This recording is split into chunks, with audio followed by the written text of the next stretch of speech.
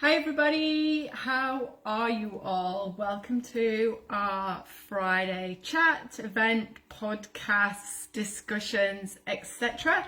I'm Lorraine Scapers from Lorraine Scapers Women's Exercise and Wellness, also known as pregnancyexercise.co.nz. So catering for women from pregnancy, postnatal, beyond, which we're going to be talking about today, into perimenopause, then menopause, etc. And yeah, so even though the website's pregnancyexercise.co.nz, it caters for everybody. All right, there's something for everybody in our online programs. Okay, if you've not seen me before, welcome. Please follow. This is going to go up on all our social media platforms, and there'll be links there on Instagram, and it will go up on our YouTube channel in case you missed today. Please also ask as many questions as possible. Let me just go and change this data a minute because I'm going to take my way. Should hopefully be a little bit better now. Okay, so any questions, even if you don't get to watch the whole or you're not watching with me live, please put them down and I will answer everything individually, because as we're going to go through the topic, estrogen versus exercise, hormonal balance, you'll be like, oh, that happens to me and I didn't quite find out what I can do with that specifically. Ask me below and we'll address that. Okay, so finding balance. Do we need to change our exercise levels, intensity and duration as we start to enter perimenopause? We absolutely do, if we want to continue to see results, and especially with all, not kind of side effects, they are side effects, symptoms of this change of our hormones. Now, we are going to go into this section of our lives, this next journey, for a third of our lives. So if we can prepare more and know and expect what's going to happen, we can change things around with our daily activities, jobs, etc., to try and prevent that and to get through this stage easier. It's another cycle of our lives, just like puberty was when we went through a big change, which probably so many of us can't remember how that felt like. But guess what? We're now seeing our teens go through that as we're going through the opposite end of the scale. All right, so we kind of can have, feel a little bit sorry for our kids as we know what's going on, because it's frustrating us. Okay, so we're at two different levels. So puberty, big changes. Okay, and then we're coming off the edge now, and we're going into that perimenopause and menopause. Okay, so first of all, let's have a clear understanding of the journey. Perimenopause is everything, the symptoms you will start to feel before menopause happens. Okay, so perimenopause can start to happen as early as 36 to 38, sometimes younger. This can also be kind of medically induced with chemotherapy, etc., removal, hysterectomies, so possibilities for early perimenopause. They're also genetic. Okay, so perimenopause generally 42 to 46, 48 is kind of that average time. All right, and expect it to last for 2 to 10 years. That's the longest phase. Menopause is the year without your period. So when that stops, your body stops producing a certain type of estrogen. There's 3 types of estrogen which our body produces, which I will get to in a minute. So in menopause, you're just in that for 12 months. Perimenopause, many years. Menopause, 12 months without your cycle, and then you're post-menopausal after that 12 months, okay? So we've got that understanding pre-menopause and post. We're often in the perimenopause journey kind of the longest, where we're starting to feel those symptoms, which can sometimes then be increased or changed during that menopause block, and then post after. So as I've just mentioned, now I've got lots of reminders all over the place, so just excuse me if I'm not looking in the one place, because I've got so much to get through. When we used to talk about diastasis, I could nail it all off. It was all in my head, but I want to get a lot of points across, okay, with this exercise versus estrogen, so you guys have a little bit more of an understanding of it. Okay, so I'm just going to go through. There's 3 types of estrogen. We just generally need to know that estriol is the one that increases in pregnancy. That's the only time that that estrogen is within our systems. Estradiol is the primary estrogen at the moment. It's that what's going to start to reduce, okay? And then we have estrone, which is still produced in post-menopause. So we're still producing little bits of estrogen, just not as much, and it's obviously not coming from our ovaries, okay? So we can still produce estrogen when we're post-menopause. It's just not the main type, which is the estriol, which we're producing now. So you're continuing to produce that when you're having cycles. All right, so now we kind of know that. We know the menopause. Now, estrogen, okay, has some major roles in our body. Okay, yeah, we know it's our main fertility, it's our main fertility hormone, but it's also our bone health, our muscle health, our brain function, okay? So it has apparently around about 400 roles in the body. So we know when estrogen levels drop and start to fluctuate and drop off the other end of the scale, we are going to start to unfortunately see some side effects, okay? But we can increase it with good levels of exercise and certain foods and lowering our stress levels, which will help us to get through this phase. Now, I was just about, I'll remember things and then I'll keep going back to them. Okay, so when we exercise at a moderate intensity, our body releases estrogen. Okay, so that's good. It's given us a boost for our estrogen. Okay, and so that's given us motivation, etc., because estrogen also is our boost to want to exercise. So low levels of estrogen, when we start to go through,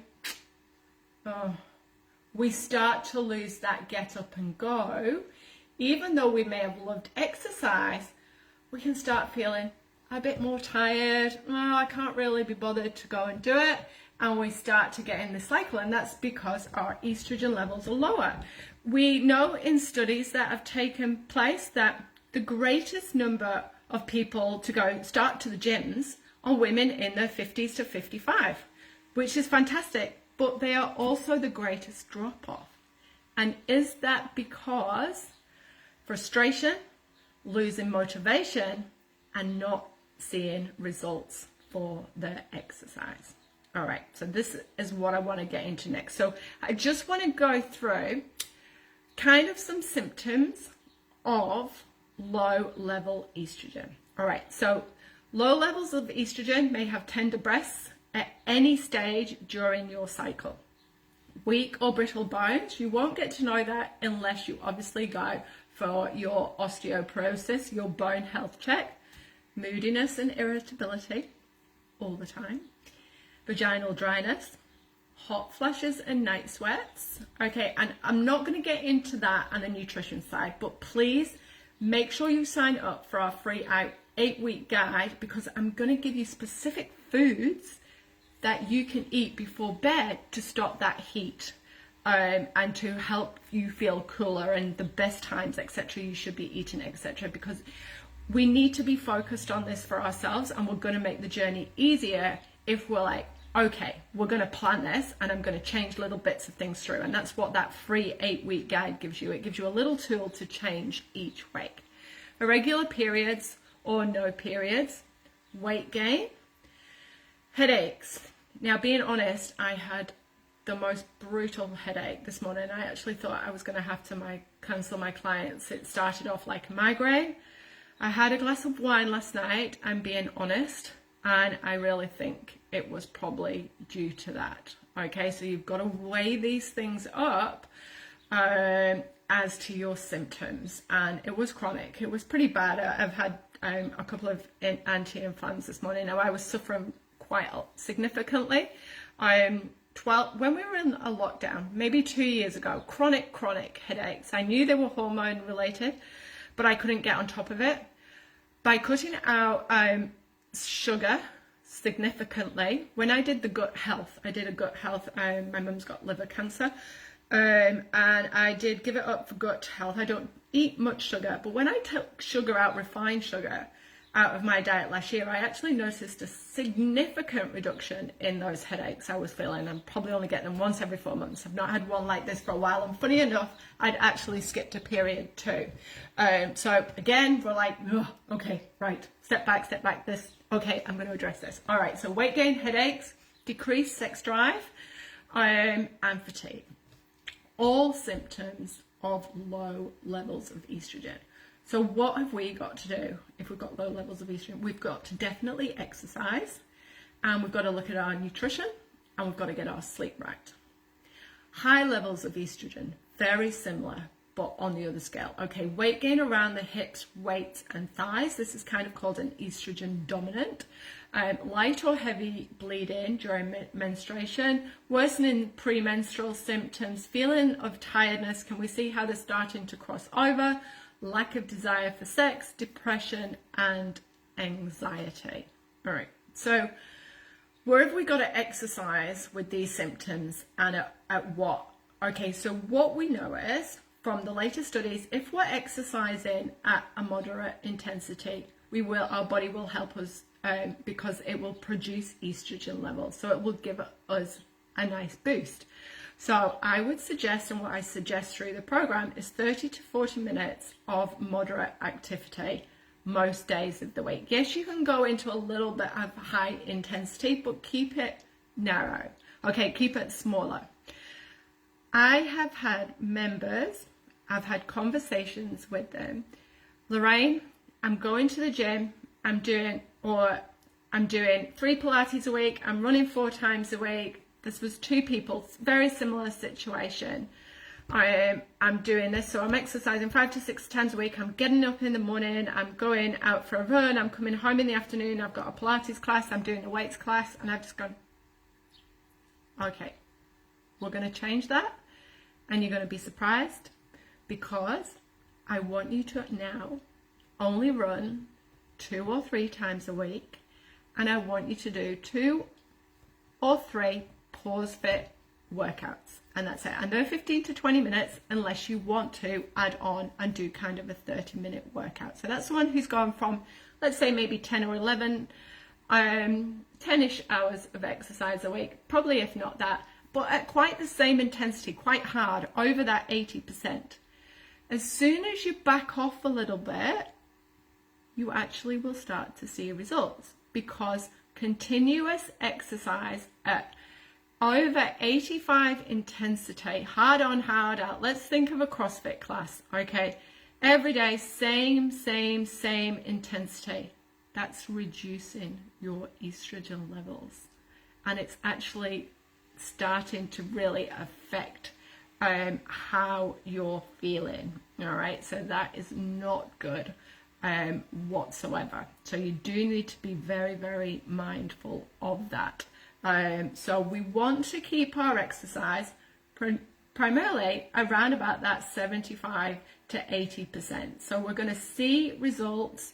If we're tired, we rest, we maybe do something just a little bit different, but we don't do what we maybe did in our 20s and 30s, where, you know, I'm going to say weight loss. It's one of those things, it's a big goal for lots and lots of women, around about 75 to 80%, which is why we get frustrated during perimenopause. As we can see with both low and high levels of estrogen, it increases weight gain. And it's just our hormones. We can stick with the same diet, and here we go with the exercise. So 20s and 30s, what would we do? Go harder, eat less, and we would probably see more results. All right. Now you keep going harder and you keep eating less and your body's putting on weight. Okay. And you're not seeing the results. You're feeling more fatigued.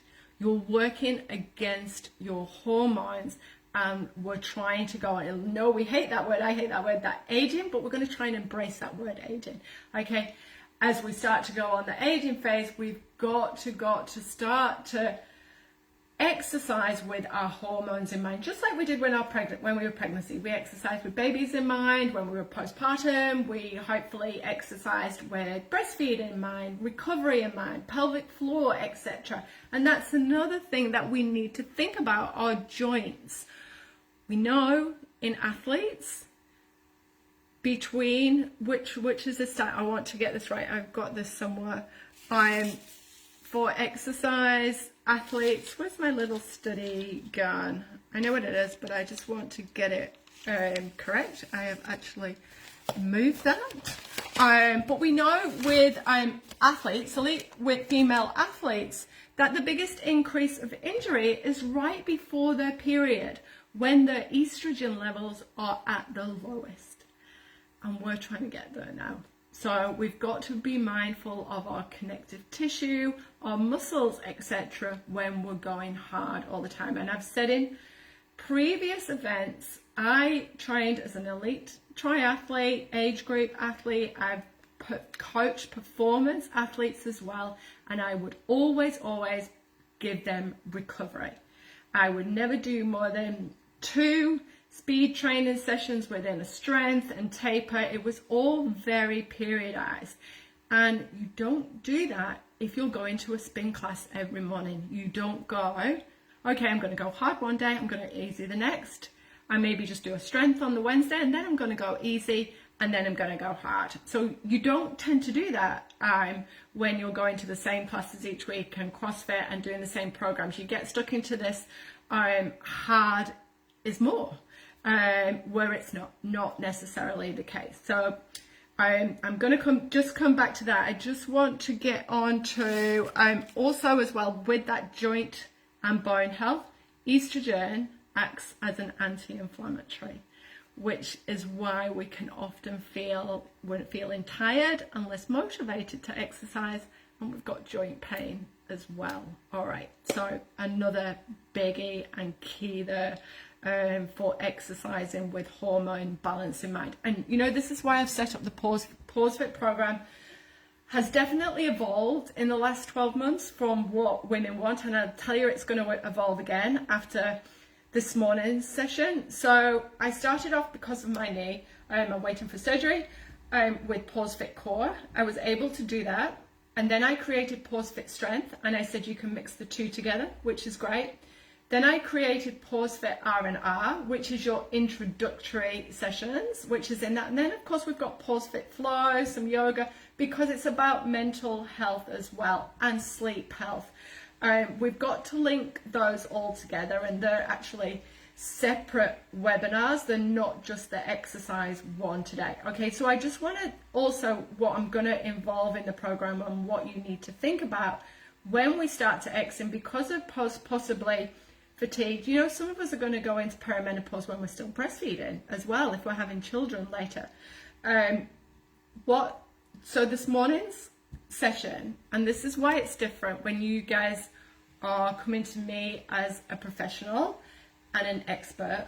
Lots of trainers online don't actually see people in the gym. They're a personal trainer online. They don't see what's happening. They can't make changes. I've worked with lots of physiotherapists in the past because I can change things to suit an individual. And that's what happened this morning. I had 9 women in the class. Ages would vary from, let me say early 30s this morning to kind of mid 40s. There was only 1 woman in today's class out of 9 that had no aches or pains or injuries or pelvic floor issues in the whole class.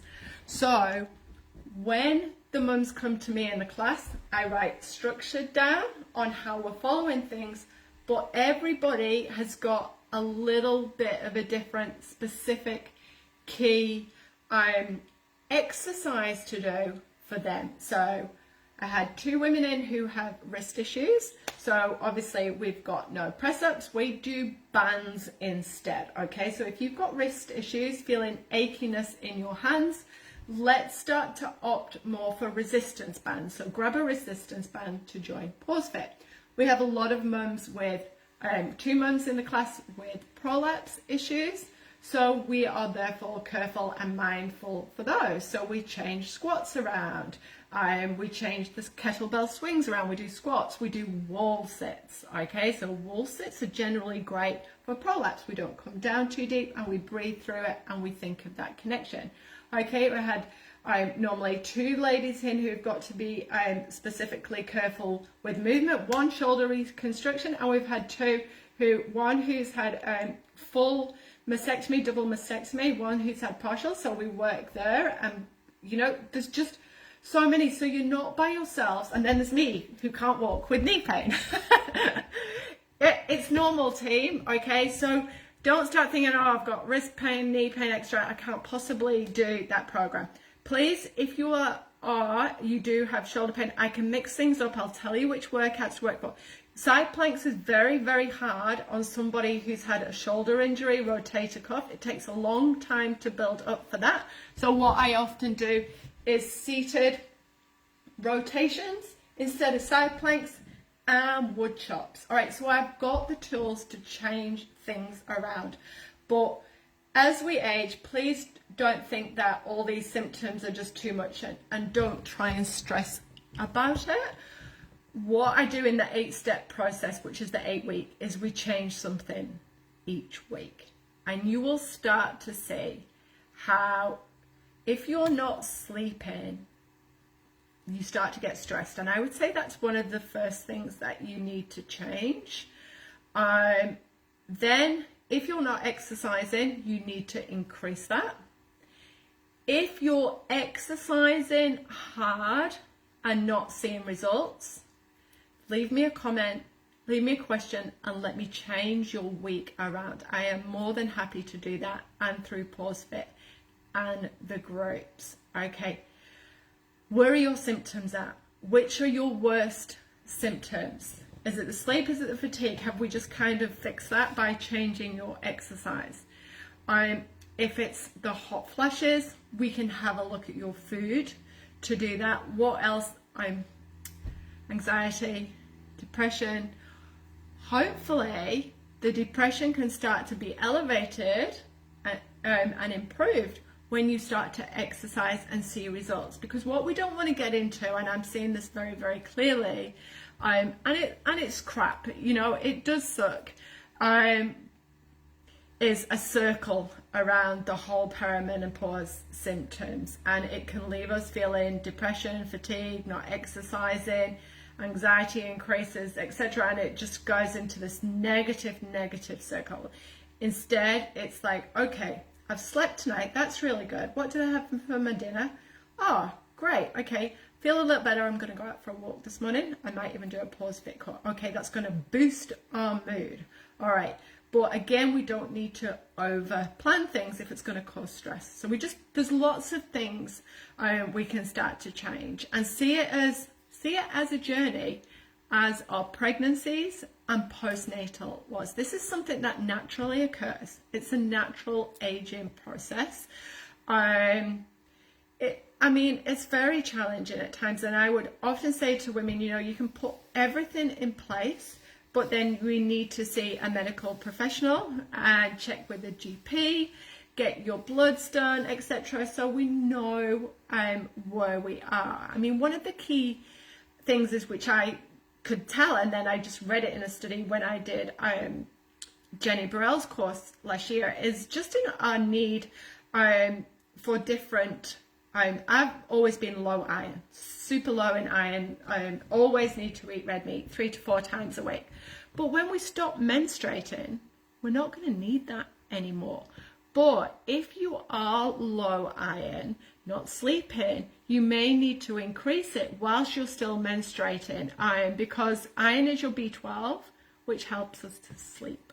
So lots of little key things there for us as well. I just want to make sure, yeah, don't forget estrogen is your driver, it's your most motivation. So don't feel bad if you're not feeling like what you used to for exercise. It's just because your estrogen levels are lowering, and if you do a little bit, it will hopefully give you that boost and motivate you for your next session. I just put some little, so change your intensity around. If you're not seeing results, please message me.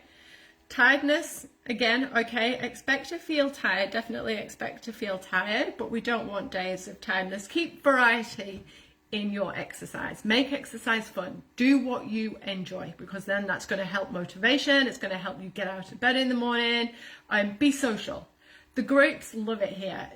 One of the mums said to me this morning, oh, we were just out, somebody had gone somewhere else, and she said, yeah, but the conversation's so much better here. It is, and we need that socially. Okay, again, that is our mental health as well as our fitness for the day. So think of things like that, make it fun. Try not to be in pain. Let's look, remember, estrogen is a natural anti-inflammatory. If you've got any joint pains, let's start to see if we can eat more foods that can ease estrogen levels. What I've just sent through on the free 8-week guide is 4 superfoods that will naturally increase estrogen. All right, so you can look at that too. And I've gone through, I just give you the explanation of the class. Okay, I think that's it from me. Please make sure you sign up for our free 8-week perimenopausal guide. I will pop the links below. Pause Fit is released and it's on the website. It's an ever-changing program. It's a pick and mix. You will love it. All the women love it. You don't need much equipment to start with, and then you can start to increase and use more equipment as you go through, but you've got options. There's nearly 30 core workouts on there now, what you can pick and choose from. And I think I've done 16 strength sessions. There's 4 R&R sessions, which are the ones mums use. If you've not done any exercise for a while, you want to start on those. The reconnect, that's what they are, R&R, reconnect and restore. I'm also going to bring in, I know I am, a shoulder pain one, a hip, knee pain, and I'm going to go through that. I promise you I will try and get those in over the next couple of weeks. So at the moment, Pause Fit has no joining fee. You keep it forever at the moment, and it's $48 US. Okay, please share this webinar with your friends who may be going through this. I need some key tips on hormone balance and health as we start to age and with our exercise. And please, any individual specifics, let me know below. I hope this connection's not been that slow. It's saying that I've got a slow connection and I have no idea why. All right, everybody, get to the website, pregnancyexercise.co.nz. You've got this. We can do this. All right, everybody. Bye.